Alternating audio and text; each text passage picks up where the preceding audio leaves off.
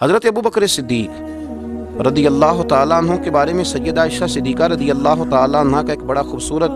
ارشاد ہے۔ آپ فرماتی ہیں مجھے اللہ کی عزت کی قسم، حضرت ابو بکر صدیق رضی اللہ تعالیٰ عنہ نے زمانہ جاہلیت میں بھی اور زمانہ اسلام میں بھی کبھی کوئی بیہودہ شعر اور بیہودہ بات اپنی زبان سے ادا نہیں کی۔ ام المومنین حضرت عائشہ کہتی ہیں مجھے اللہ کی عزت کی قسم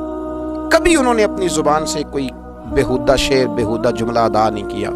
اللہ نے انہیں شروع میں وہ وزاداری عطا فرمائی تھی کہ جب بھی بولتے تھے عمدہ ہی بولتے تھے، جب بھی بات کرتے تھے بھلی کرتے تھے، جب بھی کسی عنوان پر گفتگو کرتے تھے تو ان کا لب و لہجہ بڑا ستھرا ہوتا تھا، بڑی شستہ بات کرتے تھے۔ حضرت ابو بکر صدیق رضی اللہ تعالیٰ عنہ کے زمانہ جاہلیت میں بھی جب حضور نے اعلان نبوت نہیں کیا تھا اور انہوں نے کلمہ نہیں پڑھا تھا، اس دور میں بھی جو دور کی خرابیاں تھیں وہ آپ کے اندر نہیں پائی جاتی۔ حضرت عائشہ صدیقہ رضی اللہ تعالیٰ عنہ سے ہی روایت ہے کہ حضرت ابو بکر صدیق رضی اللہ تعالیٰ عنہ نے زمانہ جاہلیت میں بھی شراب اپنے اوپر حرام کر رکھی اور کبھی نہیں پی تھی۔ آپ لوگوں نے سوال کیا ایک دفعہ، کہا جناب اس دور میں تو سب لوگ شراب پیتے تھے، سب لوگوں کا یہی انداز تھا،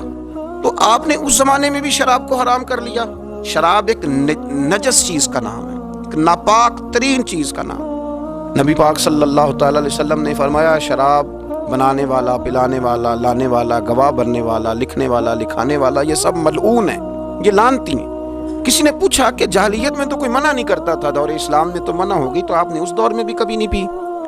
تو حضرت صدیق اکبر رضی اللہ تعالیٰ عنہ فرماتے ہیں کہ میں ایک دن ایک شخص کے پاس سے گزرا، بھی میرا لڑک پن تھا، بالکل میں جوانی کی دہلیز میں قدم رکھ رہا تھا، تو میں نے ایک شخص کو دیکھا، اس نے شراب پی ہوئی تھی، اسے نشہ چڑھا ہوا تھا، تو وہ گندگی میں ہاتھ مار رہا تھا، اور وہ گندگی کو جب اپنے ناک کے قریب کرتا بدبو آتی تو وہ ہٹا دیتا، لیکن چونکہ نشے میں تھا، بندہ وقار والا تھا، اچھے قبیلے کا تھا، لیکن اس نشے نے اس کے ذہن کو اتنا مخبوط کر دیا تھا، مخبوط الآواز ہو گیا تھا۔ تو آپ فرماتے ہیں اس دن سے میں نے اپنے اوپر شراب کو حرام کر لیا۔ میں سمجھ گیا کہ جو آدمی کی عقل میں فطور کر دے اور جو اس کی وزاداری کو خراب کر دے اور جس کو پی کے بندے کو یہ پہچان ہی نہ رہے کہ میری بیوی کون سی ہے اور میری بہن کون سی ہے، فرمایا وہ چیزیں وزادار لوگوں کا طریقہ نہیں ہوتی، یہ کوئی بڑے لوگوں کی علامت ہے کہ اس طرح کی گندگی کرنا، بے حیائی کرنا۔ تو آپ فرماتے ہیں میں نے کبھی بھی شراب نہیں پی، اور نبی کریم صلی اللہ تعالیٰ علیہ وآلہ وسلم سے جب اس کا ذکر کیا گیا نا کہ جناب ابو بکر صدیق رضی اللہ تعالیٰ عنہ فرماتے ہیں میں نے کبھی شراب نہیں پی، اللہ کے رسول فرمانے لگے میرا ابو بکر سچ کہتا ہے، میرا ابو بکر سچ کہتا ہے۔ اپنے آپ کو ہمیشہ مسجع رکھا، صاف ستھرا رکھا۔ حضرت ابو بکر صدیق رضی اللہ تعالیٰ عنہ اکثر اپنی زبان کو پکڑ لیتے تھے اور اپنی زبان کو پکڑ کے کہتے تھے کہ تو نے مجھے بڑا پریشان کر دیا ہے، تو اگر سیدھی ہو جائے تو میرے بڑے کام سیدھے ہو جائیں، تو اگر سنور جائے تو میرے بڑے معاملات سنور جائیں، اگر تو ٹھیک ہو جائے اور تیرے جملے درست ہو جائیں تو بہت ساری جگہوں پہ معاملات درست ہو جائیں۔ حضرت صدیق اکبر رضی اللہ تعالیٰ عنہ کاروبار کرتے تھے، آپ کے ساتھ والے لوگ کہتے ہیں کہ بڑی دنیا کے ساتھ ہم نے تجارت کی، بڑے لوگوں کے ساتھ کاروبار کیا، لیکن جو رنگ جناب صدیق اکبر کا تھا، جو طریقہ حضرت ابو بکر صدیق کا تھا، وہ طریقہ ہم نے بہت خال خال دیکھا، اس لیے ان کے قریب والے دوست بھی ان سے متاثر تھے، ان کی تعریف کرتے تھے۔ آپ کو پتہ ہے کہ بڑے بڑے مالدار اور بڑے بڑے سمجھدار لوگ حضرت صدیق اکبر کی تبلیغ پر مسلمان ہوئے، حضرت عثمان غنی جیسے لوگ، حضرت عبد الرحمن ابن عوف جیسے لوگ، یہ سب لوگ ان کے تجارت میں دوست تھے۔ آپ کو پتہ ہے کہ جب کاروباری تعلقات ہوتے ہیں تو لوگوں کو پتہ ہوتا ہے بندہ سچا ہے کہ جھوٹا ہے، یہ بندہ کھرا ہے یا بددیانت ہے، لیکن وہ اتنے وزاداری کے قائل تھے کہ جناب صدیق اکبر نے کلمہ پڑھ لیا تو وہ لوگ سوچنے پر مجبور ہو گئے کہ یار اتنا وزادار، اتنا سمجھدار، اتنا پروکار آدمی اگر کہیں جھک رہا ہے تو کوئی بات تو ہے نا، کوئی معاملہ تو ہے نا۔ تو وہ بھی قریب آنے لگے، تو بہت سارے لوگ آپ کی اس بات کی وجہ سے مسلمان ہوئے، قریب آئے۔ جناب ابو بکر صدیق رضی اللہ تعالیٰ عنہ یہی معاملہ رزق حلال کے حوالے سے تھا۔ آپ ایک غلام تھا، تو کبھی کبھی اس زمانے میں اس طرح ہوتا تھا کہ غلام خریدے جاتے تھے، ان کے پیسے دیے جاتے تھے، تو غلام جب کام کرتا تھا تو آقا کا اس میں حصہ ہوتا تھا، تو وہ غلام کبھی کوئی کمائی کر کے لاتا تو آپ کو بھی کچھ پیش کرتا۔ ایک دن بڑی سخت بھوک لگی ہوئی تھی، تو دل میں خیال آیا کہ آج غلام کچھ لے آئے، اور آپ کا غلام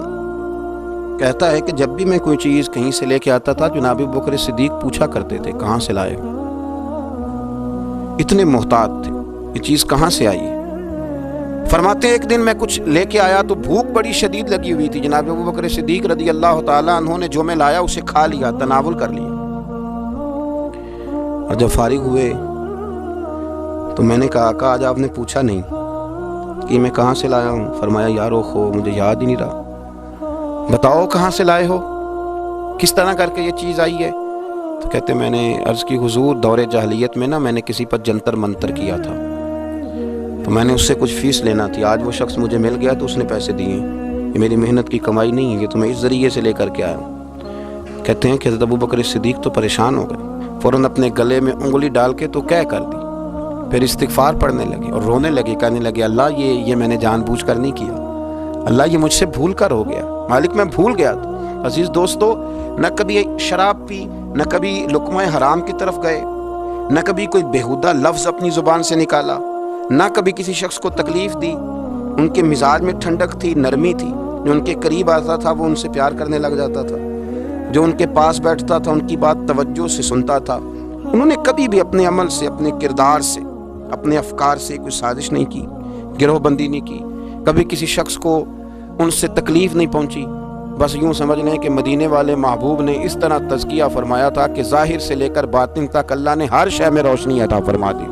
ہر چیز میں روشنی تھی,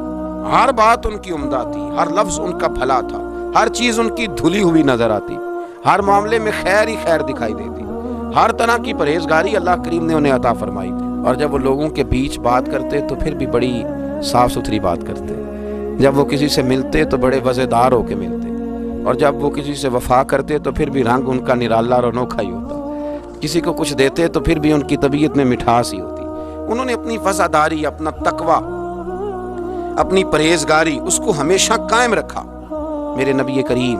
صلی اللہ تعالی علیہ وسلم نے اس بات کا ان لفظوں کے ساتھ تذکرہ فرمایا. جب ایک شخص نے آ کے عرض کی حضور آپ سے ملنے آیا ہوں, دوبارہ آؤں تو فرمایا مجھ سے ملاقات نہ ہوئی تو میرے ابو بکر سے ضرور ہو جائے گی, اس سے ملنا. ایک شخص کو نا نبی پاک خرچہ دیتے تھے, ماہانہ اس کو حضور دیا کرتے تھے. تو رسول کریم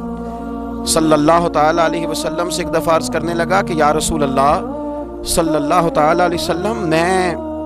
آپ سے پاتا ہوں تو میرے اوقات گزر اوقات ہوتی ہے. تو گویا اس کے سوال کا معنی یہ تھا کہ اگر آپ نے ظاہری پردہ کیا تو حضور نے فرمایا میں نہ ملا تو میرے بعد ابو بکر کے پاس آنا. یہ تعلقات نبھانا جانتے ہیں, ان کے اندر وفاداری ہے, یہ چیزوں کو سمجھتے ہیں, تم ان کے پاس آنا.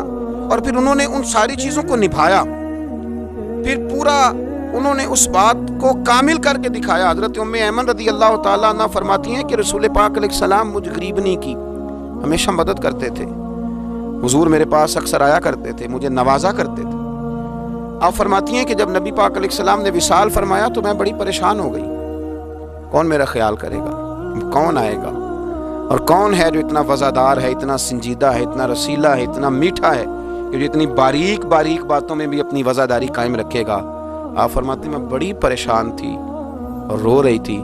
دروازے پہ دستک ہوئی, جب میں نے دروازہ کھولا تو ابو بکر صدیق بھی تھے, عمر فاروق بھی تھے. فرماتے ہیں کہ میں نے ان دونوں کو دیکھا کھڑے ہوئے, تو پھر میں نے پوچھا کیسے آئے ہو, تو کہتے ہیں ان کی آنکھوں میں بھی آنسو تھے اور میں بھی رو رہی تھی. تو عرض کرنے لگے کہ اماں جی آپ نے فکر نہیں کرنی. حضرت ابو بکر صدیق فرمانے لگے جب تک میں موجود ہوں میں حاضر ہوتا رہوں گا, آپ کو فکر کرنے کی کوئی ضرورت نہیں, جب تک میں ہوں. انہی ان کے اخلاق پر, انہی تعلیمات پر, یہی ان کی وفاداری تھی کہ جس پر میرے رسول پاک علیہ السلام نے فرمایا نماز میرے ابو بکر ہی پڑھائیں گے. حضور جب علیل ہوئے ظاہری طور پر تو فرمایا نماز ابو بکر صدیق پڑھ. اچھا مزے کی بات, لوگوں نے حضرت مولا علی شیر خدا سے سوال کیا, تو حضرت علی کی جو باتیں ہوتی تھی وہ صرف علم نہیں ہوتا تھا, ساتھ حکمت اور دانائی بھی بڑی تگڑی ہوتی تھی. جب حضرت سیدنا علی المرتضیٰ شیر خدا کرم اللہ تعالی وجہہ الکریم سے یہ سوال پوچھا گیا نا کہ آپ نے حضرت ابو بکر صدیق کو کیوں خلیفہ بنایا, آپ نے حضور کی مسند پر انہیں کس طرح بٹھایا, تو حضرت علی المرتضیٰ شیر خدا رضی اللہ تعالیٰ عنہ کرم اللہ تعالی وجہہ الکریم فرمانے لگے نبی کریم نے نا انہیں مصلی دیا تھا, حضور نے انہیں منبر دیا تھا. تو ہمارے ذہن میں یہ بات آئی جسے نبی پاک نے ہمارے دین کے لیے پسند کیا, ہم اپنی دنیا کے لیے بھی اسی کو نہ پسند کر لیں جسے حضور نے ہمارے دین کے لیے پسند کیا. جس شخصیت کو, جس کی قابلیت کو, جس کی وفاداری کو نبی پاک علیہ الصلوۃ والسلام نے ہمارے دین کے لیے چنا, کیا ہم اپنے دنیاوی معاملات بھی انہی کے سپرد نہ کر دیں؟ اور فرماتے ہیں ہمیں امید ہے کہ وہ صحیح طریقے سے ان معاملات کو چلائیں گے. ہمارے ہاں یہ چیزیں اب ختم ہوتی چلی جا رہی ہیں, بہت زیادہ بولنے کا شوق, بغیر احتیاط کے ساتھ کھانے پینے کا شوق, اور لوگ کہتے ہیں جس طرح کی محفل ہوئی میں تو اسی طرح کا روپ دھار لیتا ہوں. نا نا نا نا، یہ مدینے والے محبوب کے غلاموں کا طریقہ نہیں. وہ مسجد میں بھی ہوتے ہیں تو نبی پاک کے غلام ہوتے ہیں، اور دکان پہ بھی ہوتے ہیں تو رسول اللہ کے غلام ہی ہوتے ہیں. ان کو روپ دھارنے کی ضرورت کیا؟ ان کا ایک ہی رنگ ہے اور وہ محمدی رنگ ہے. وہ ایک ہی رنگ ہے، اس رنگ کو انہیں بدلنے کی کوئی ضرورت کبھی بھی پیش نہیں آتی. وہ اسی رنگ میں ہمیشہ اپنے آپ کو رکھتے ہیں. اللہ ہمیں بھی وفاداری عطا فرمائے اور ان طریقوں پر چلنے کی اللہ توفیق رفیق عطا فرمائے. آخر